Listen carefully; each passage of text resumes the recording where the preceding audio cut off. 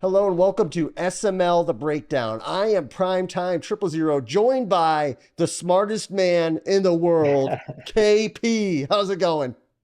Uh, Doing great. Glad to be here. Man, what an honor it is to have you, a Simbardi champion, a combined 23 Simbardis between the both of us.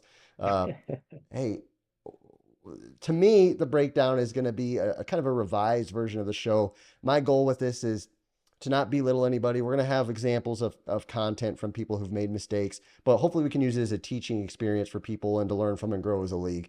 Anything you want to weigh in on that? You know what? I think one of the things that is beneficial to the league as a whole is if you're teaching people who might not know as much as you some new things, that's going to make you as other people adapt to like be better. So if the quote unquote worst player in the league starts to get better, that makes the second to worst person have to start working a little bit harder and Yeah. all the way up. Yeah. Now we're trying to do this in bite-sized pieces to make it easy to digest. Some topics may be kind of almost like uh, elementary school, whereas other people were really going to eat it up. What's our topic of the day today? We're going to be talking about clock management, which it's something that you see get messed up very frequently.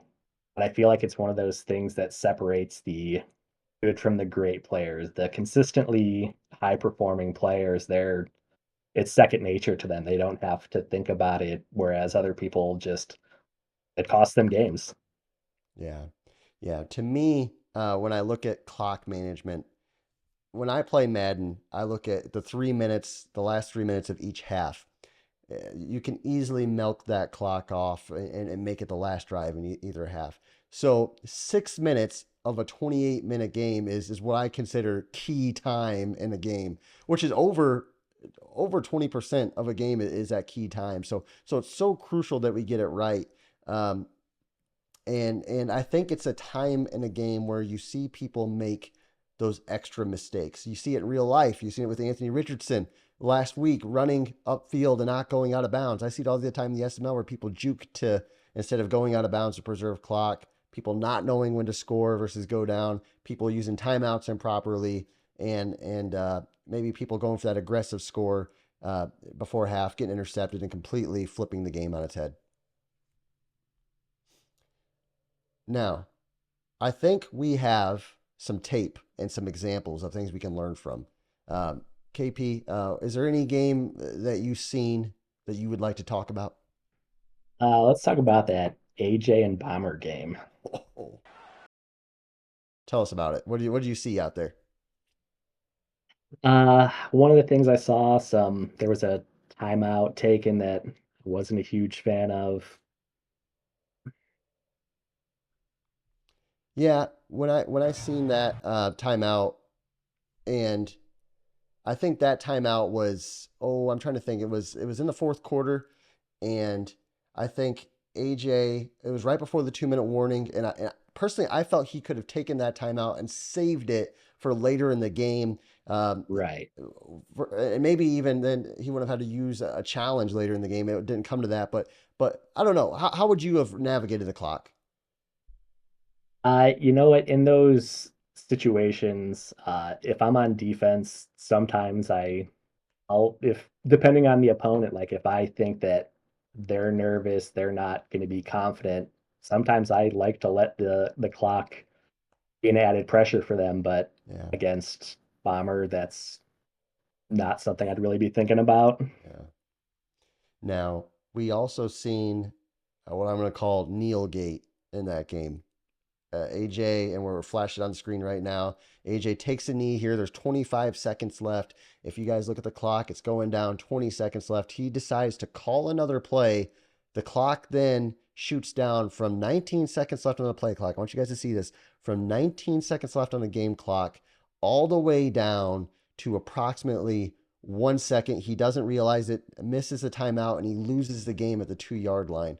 Um, a lot of stuff to unpack there. Some people say, hey, the accelerated clock is the story of that because it shot the clock way down. What's your opinion on that? And is there anything we can learn from this?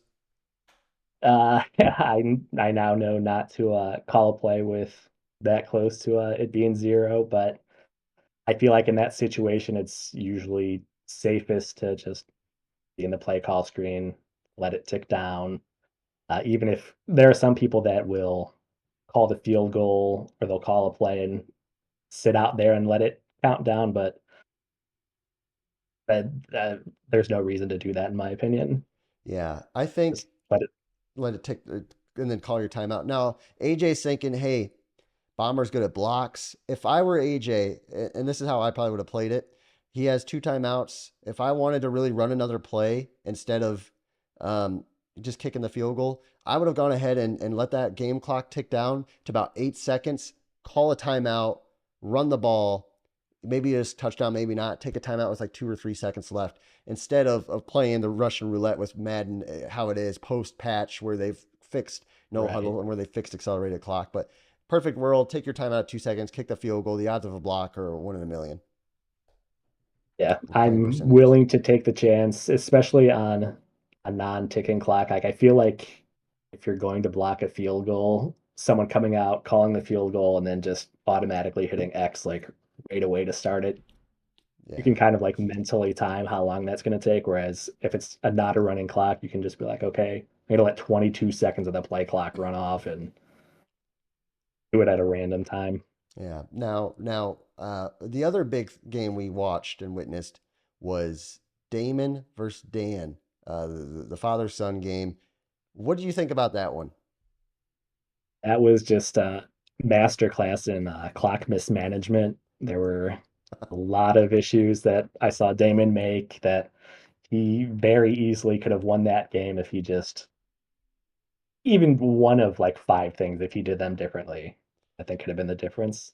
Yeah, we're watching the game now. Watch, guys. I want you to notice he completes the pass. This is the very next snap. Look, he's in field goal range. He could run this play clock down. Snaps it with 17 seconds left on the play clock. Then decides he doesn't want to score. And then on top of all that, he goes out of bounds. There was like three deadly sins. KP, you're a clock guy. How are you managing that clock? Uh, in that situation, I'm probably just going to run the ball a field goal. I'm putting conservative carry on. Field goal is going to win the game. I'm going to run the ball. Well, after I get that first down, stay in bounds, get tackled. Dan presumably uses a timeout.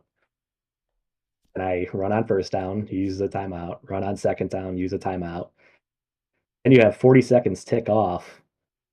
So, best case scenario, Dan is getting the ball back with about 10 seconds left, Yeah. needing a field goal. And with how much tougher field goals are this year or this Madden, it's not a given. I mean, he has to get to probably the 30 or 40. Yeah, with how he handled that situation, the game actually then ended up going to overtime. Dan did throw a pick six, and Dan ultimately lost the game.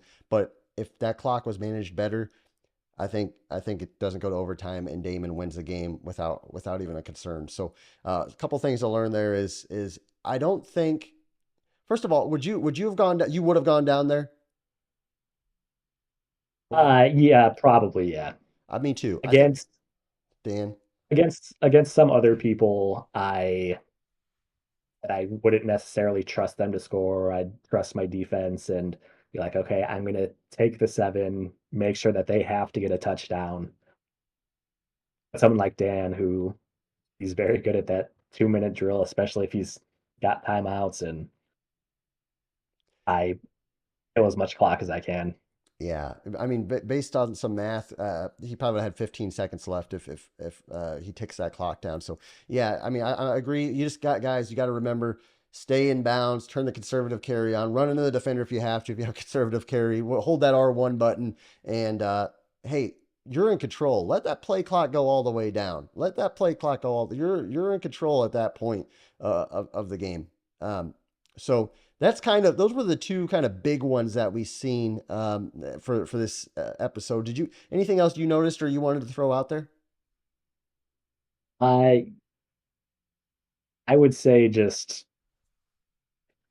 be smart at as simple as that sounds. Like do the math of, oh, there's a minute 20 left. If I can tick have one untimed down or one timed down, that's 40 seconds. It's more than half the time. It is half the time. Uh, Take advantage. Don't let people get the ball with a lot of time left. Yeah, I'm right there with you. 20% of the game time is that key clock management time. If you're doing the math in your head, that's in my opinion, and all I've won consistently, and it's been clock management, and it's been when to call the plays at the right time. Not even having the best plays, it's just when to call my plays that I like to call. Clock management so key. If you get that right, I promise you guys, if we get that right, you're going to win a lot of games because most people refuse to do the math in their head, and we've seen it today on SML the breakdown. Um, Guys, that is KP, the smartest man in the world. I am prime time, best looking. That's SML the breakdown. Until next time, have a great day.